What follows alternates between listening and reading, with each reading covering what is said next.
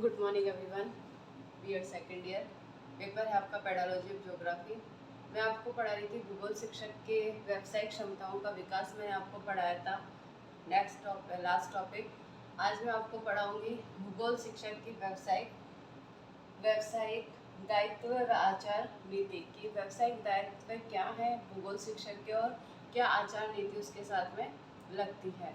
सबसे पहले हम भूमिका देखेंगे कि क्या लिखा गया है कि किस को हम भूगोल शिक्षक की व्यावसायिक दायित्व कह सकते हैं। तो इसमें हम लिखेंगे भूमिका शिक्षक का शिक्षक का सर्वप्रथम शिक्षक का सर्वप्रथम व सबसे व सबसे महत्वपूर्ण शिक्षक का सर्वप्रथम व सबसे महत्वपूर्ण कार्य अपने अपने शिक्षण को अपने शिक्षण को प्रभावशाली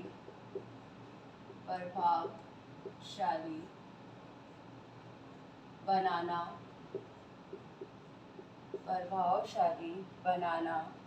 है। शिक्षण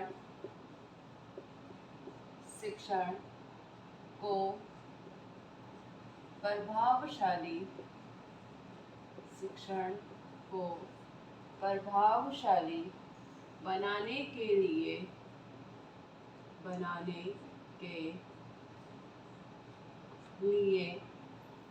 उसके अपने प्रभावशाली बनाने के लिए उसके अपने छात्रों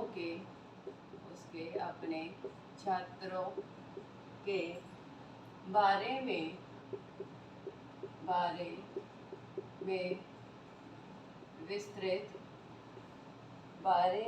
विस्तृत जानकारी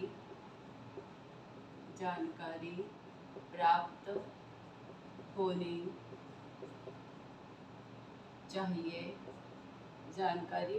होनी चाहिए। जैसे उनकी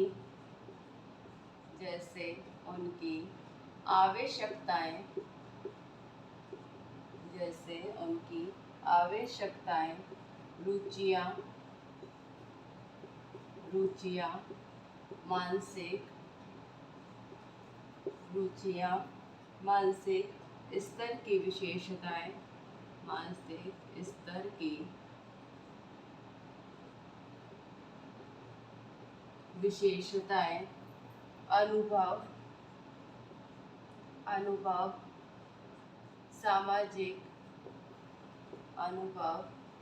सामाजिक गुण एवं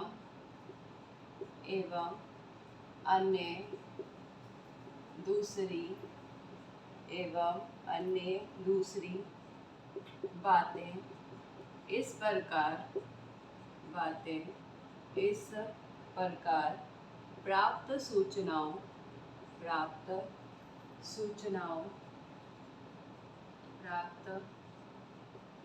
सूचनाओं के आधार पर यह अपने शैक्षिक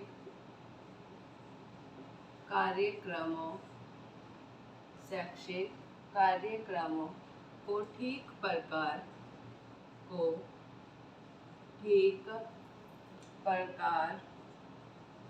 से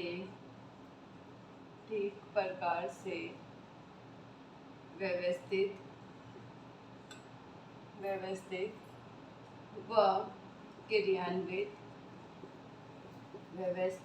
व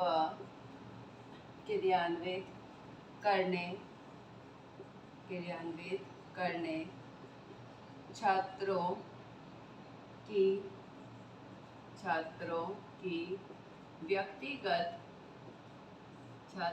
की व्यक्तिगत क्षमताओं क्षमताओं का उचित उचित विकास विकास कर सकेगा। जिस प्रकार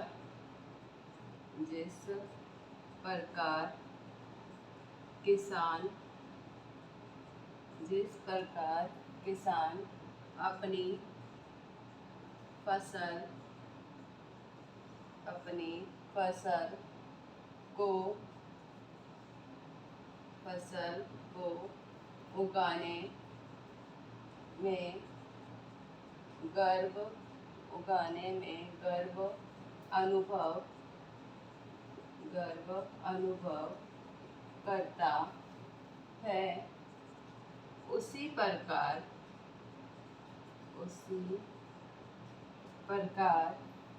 अध्यापक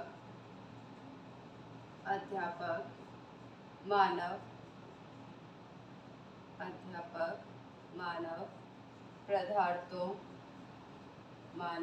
पदार्थों के साथ कार्य करने में अनुभव प्राप्त करता है। क्या लिखा है भूमिका में कि शिक्षक का सर्वप्रथम सबसे महत्वपूर्ण कार्य अपने शिक्षण को प्रभावशाली बनाना है। शिक्षक है, आप भी शिक्षक हो, आप भी विद्यालयों में जाओगे जब इंटर्नशिप के लिए, आपका भी सबसे महत्वपूर्ण कार्य क्या होगा कि हम इतने अच्छे से हमारे शिक्षण को प्रभावशाली बनाएं या हमारे शिक्षण को इतना सही बनाएं कि बालक उसमें रुचि ले सके।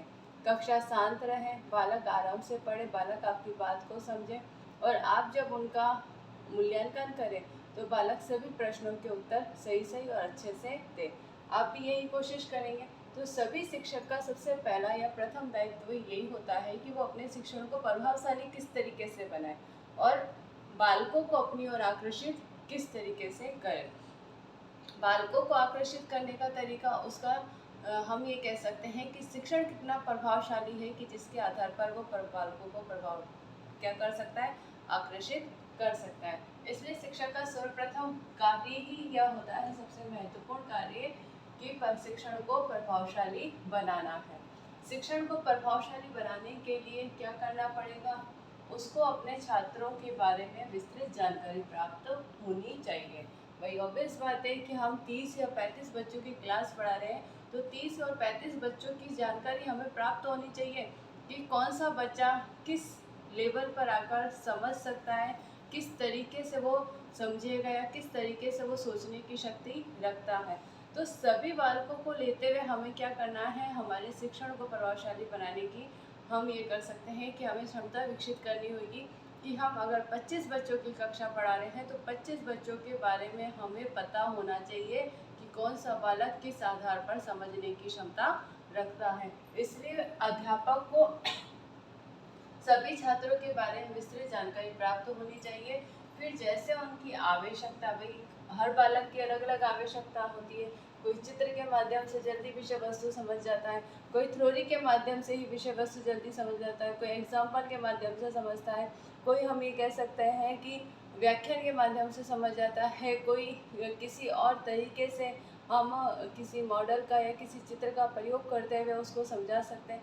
तो सभी बालक की अलग अलग आवश्यकता होती है कि वो किस आधार पर उस विषय वस्तु को समझ रहा है। तो उसकी आवश्यकताएं, रुचियाँ, मानसिक स्तर की विशेषताएं, अनुभव, सामाजिक गुण, अन्य दूसरी बातें इस प्रकार प्राप्त सूचनाओं के आधार पर, मतलब ये सारी सूचना हमें एक शिक्षक को प्राप्त होनी चाहिए उनके विद्यार्थियों के बारे में। अगर शिक्षक को अपने विद्यार्थियों के बारे में ये सूचनाएं प्राप्त नहीं है तो शिक्षक अपने शिक्षण को प्रभावशाली भी नहीं बना सकता है। इसलिए प्रत्येक शिक्षक को अपने विद्यार्थियों के बारे में ये सारी आवश्यकताएं, रुचियाँ, मानसिक स्तर की विशेषताएं, सामाजिक गुण और अन्य दूसरी बातों का पता होना अनिवार्य है।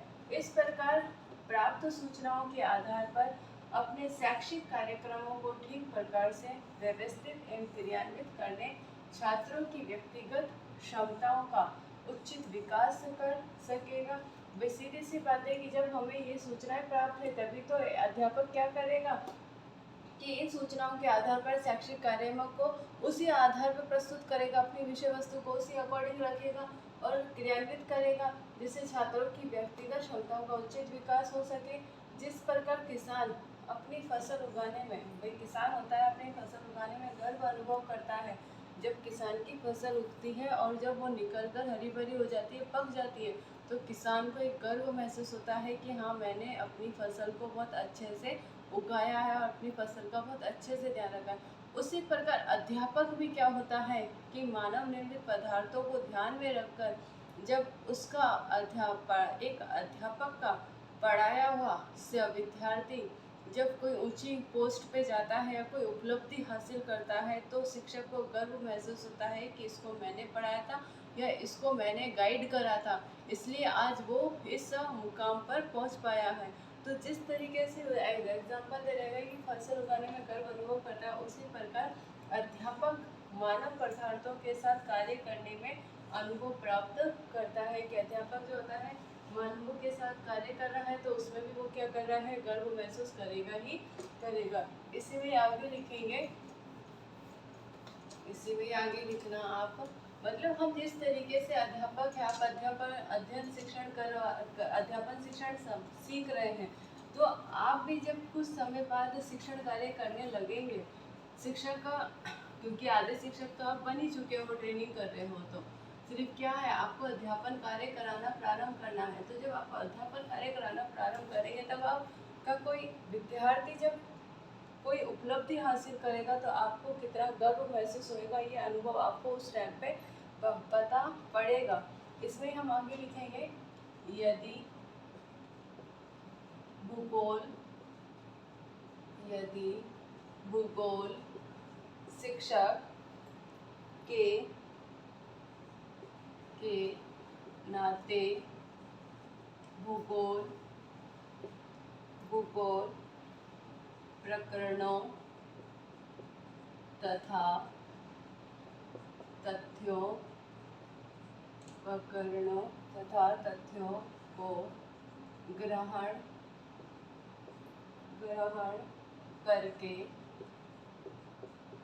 करके छात्रों तक आसानी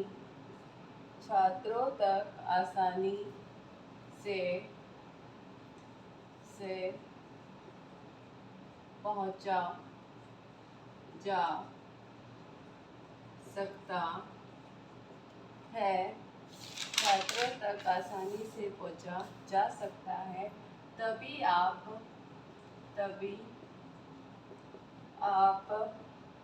एक अच्छे भूगोल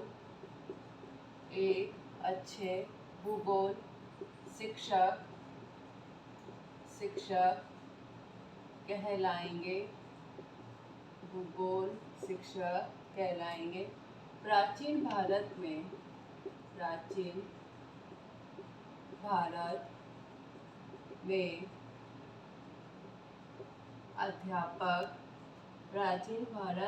अध्यापक को ईश्वर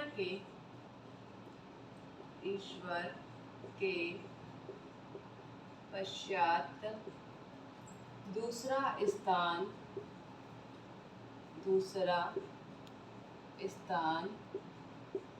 दिया जाता था, परंतु वर्तमान समय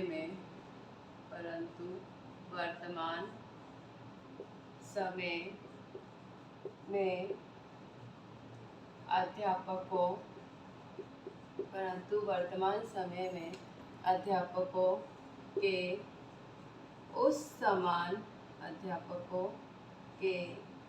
उस सम्मान में अधिक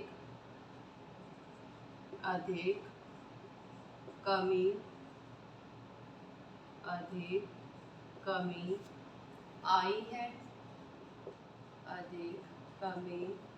आई है। यह अवनति, यह अवनति आचार नीति, यह अवनति आचार नीति के अभाव के कारण, अभाव के कारण ही है। इसी को ध्यान में रखते हुए, ध्यान में रखते हुए शिक्षकों के लिए, शिक्षकों के लिए व्यावसायिक आचार, व्यावसायिक आचार नीति, व्यावसायिक आचार नीति लागू की गई। शिक्षकों की व्यावसायिक, शिक्षकों की व्यावसायिक आचार संहिता, आचार संहिता में निम्न बातें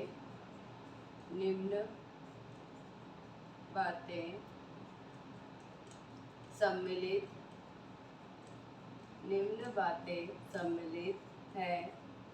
जैसे क्या कहा गया है, हम उसी भूमिका के आगे देख रहे हैं कि यदि भूगोल शिक्षक के नाते कि आप भूगोल शिक्षक हैं और उसके नाते अपने भूगोल के जो जितने भी टॉपिक हैं, जितने भी तथ्य हैं, उनको ग्रहण करके छात्रों को आसानी से पहुंचा जा सकता है। कि हम अध्यापक है कि जितना ज़्यादा अच्छे से अध्यापक विषय वस्तु को समझेगा उतनी ही अच्छी तरीके से वे बालकों के आगे या विद्यार्थियों के आगे अपनी विषय वस्तु का प्रस्तुतिकरण कर सकता है। तभी आप एक अच्छे भूगोल शिक्षक कहलाएंगे। प्राचीन भारत में क्या था कि जो अध्यापक था उसको ईश्वर के पश्चात दूसरा स्थान दिया जाता था। सभी को मालूम है कि गुरु की महिमा कितनी बड़ी है और गुरु को कितना महत्व दिया जाता था प्राचीन समय में। परंतु लेकिन वर्तमान समय में अध्यापकों के उस सम्मान में अधिक कमी आई है। आप सभी को पता है कि सम्मान में कमी आई है। ठीक है, कहते हैं कि कमी सम्मान नहीं होता, सम्मान करते हैं, लेकिन जितना प्राचीन समय में करते थे उतना आज के समय में नहीं करते हैं। यह अवनति, जो ये अवनति हुई है, जो ये कमी आई है, वो किसके कारण आई है? आचार नीति के अभाव के कारण ही है। किसके कारण है? आचार नीति के अभाव के कारण ये कमी आई है। किसमें कमी आई है? शिक्षकों के सम्मान में अधिक कमी आई है। इसी को ध्यान में रखते हुए शिक्षकों के लिए व्यावसायिक आचार नीति लागू की गई है। इसी को ध्यान में रखते हुए शिक्षकों के लिए क्या लागू की गई है? व्यावसायिक आचार नीति। इसलिए शिक्षकों की व्यावसायिक आचार संहिता में कई बातें सम्मिलित है, बहुत सारी बातें सम्मिलित है। जो कौन कौन सी बातें सम्मिलित है इसमें आगे देखते हैं हम। सबसे पहला है व्यावसायिक प्रशिक्षण। कि कोई भी, हम ये कह सकते हैं, फील्ड हो या कोई भी क्षेत्र हो, उसके अंतर्गत हमें प्रशिक्षण की आवश्यकता होती ही होती है। या एक नर्स होती है जो बिना प्रशिक्षण के इंजेक्शन लगा सकती है अपन को? नहीं लगा सकती। एक इंजीनियर होता है, वो बिना प्रशिक्षण के क्या कोई मशीन का आविष्कार कर सकता है? कोई मशीन बना सकता है? कोई मशीन को खोल सकता है? नहीं खोल सकता।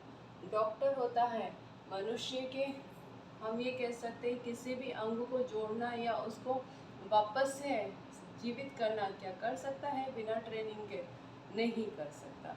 तो जब प्रशिक्षण इतना अनिवार्य है तो अध्यापन में प्रशिक्षण क्यों नहीं अनिवार्य होना चाहिए? वो भी होना चाहिए, क्योंकि अध्यापन भी ऐसा ही विषय है जिसके अंतर्गत अगर शिक्षक को अपनी विषय वस्तु का प्रस्तुतिकरण सभी तरीके से करना आ जाएगा तो वो बहुत अच्छी तरीके से और आसान तरीके से अपनी विषय वस्तु का प्रस्तुतिकरण कर सकता है बालकों के समक्ष। इसके आगे की आचार नीति और दायित्व मैं आपको नेक्स्ट वीडियो में कराऊंगी। आज के लिए इतना ही। आज का आपका गृह कार्य प्रश्न लिखिए। गृह कार्य प्रश्न भूगोल शिक्षक के व्यावसायिक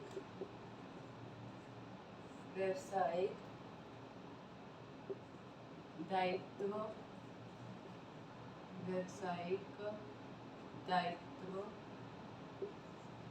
कौन कौन से हैं? ये आपका गृहकार्य प्रश्न है।